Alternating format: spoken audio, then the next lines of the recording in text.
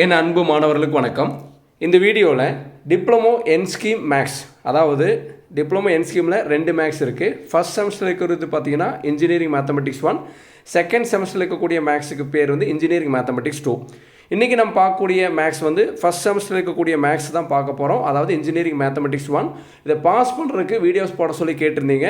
டெய்லியுமே இனிமேல் importance questions உங்களுக்கு கொடுக்க போகிறேன். நீங்கள் இன்னையிலேருந்து கரெக்டாக கொடுக்கக்கூடிய கொஸ்டின்ஸை படிச்சுட்டு வந்தீங்கன்னா, நல்லா ப்ராக்டிஸ் பண்ணிட்டு வந்தீங்கன்னா கண்டிப்பாக வந்து நீங்கள் செமஸ்டர் எக்ஸாமில் வந்து பாஸ் பண்ணிடலாம்.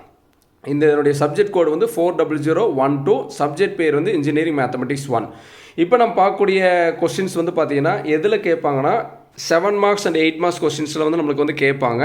ஃபஸ்ட் யூனிட் தான் பார்க்க போகிறோம். இந்த ஃபஸ்ட் யூனிட்டுடைய பேர் வந்து அல்ஜிப்ரா, இங்கிலீஷில், தமிழில் வந்து இயற்கணிதம்னு சொல்லுவாங்க. சரிங்களா சாமி, நல்லா புரிஞ்சுக்கோங்க. இன்றைக்கி நான் கொடுக்கக்கூடிய கொஸ்டின்ஸை வந்து ஒரு 6 கொஸ்டின் கொடுப்பேன். அந்த 6 கொஸ்டினை வந்து ஒரு நோட்டு போட்டு நல்லா ப்ராக்டிஸ் பண்ணி பாருங்கள்.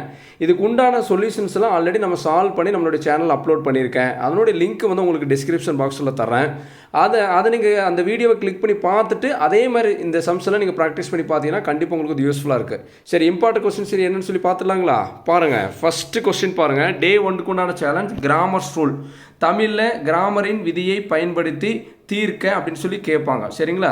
தமிழில் இங்கிலீஷில் வந்து சால்வ் பை யூஸிங் கிராமர் ரூல்னு சொல்லி கேட்பாங்க சாமி. இங்கே பாருங்கள், கொடுத்துருக்க பாருங்கள். கொஸ்டின்ஸ் வந்து solve the following equations using grammar ரூல்னு கொடுத்துருக்கேன். மொத்தம் ஒரு 6 கேள்வி கொடுத்துருக்கேன். 6 கொஸ்டின்ஸ்க்கு உண்டான ஆன்சரும் சைடில் கொடுத்துருக்கேன் பாருங்கள்.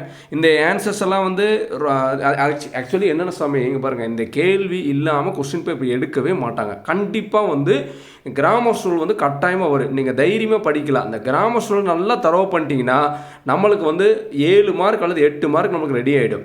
இந்த கொஸ்டின்ஸ் கொடுத்த உடனே ஆன்சர்ஸ் எல்லாம் எப்படி கண்டுபிடிக்கணுங்கிறது எல்லாமே வந்து டீட்டெயில்டாக நம்மளுடைய சேனலில் வந்து ஆல்ரெடி அப்லோட் பண்ணியிருக்கோம் சாமி. கொஸ்டின் கொடுத்த உடனே ஆன்சர் வந்து இந்த ஆன்சர் தான் வருங்கிறது நமக்கு தெரியும். கால்குலேட்டர் யூஸ் பண்ணி கண்டுபிடிச்சிடலாம்.